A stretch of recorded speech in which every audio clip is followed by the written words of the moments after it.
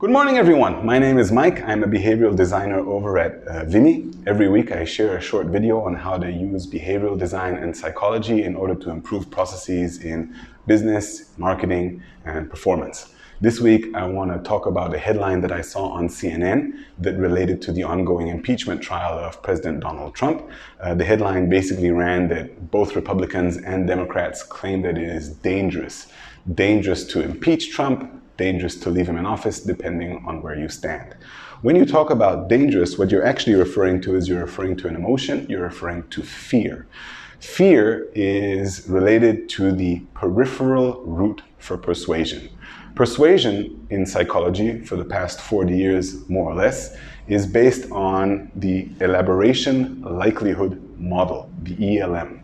The ELM was first developed by Drs. John T. Cacioppo and Richard E. Petty in the 1980s, and the model claims that there are two routes for persuasion.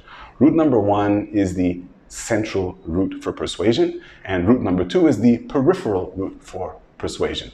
The central route for persuasion is the logical argumentation route. So when you are trying to convince your counterparty based on a series of logically constructed arguments in favor of your position, you are using the central route for persuasion.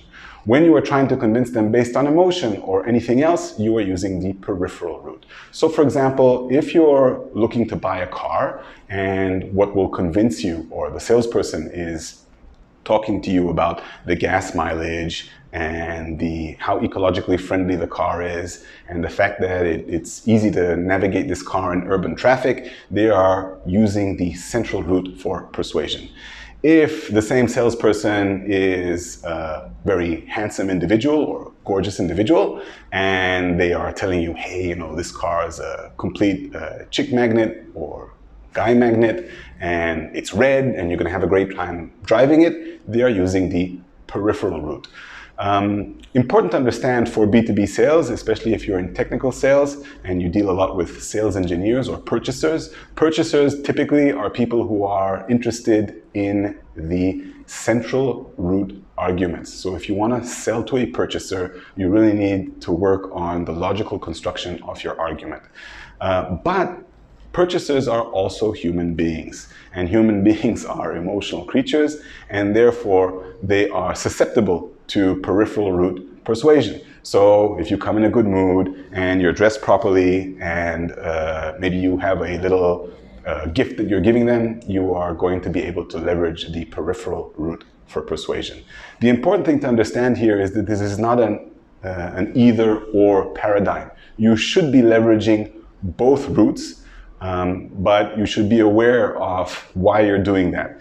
The most important thing to understand about central route persuasion is that it is more effective, so people will be persuaded longer if they were persuaded by the central route for persuasion.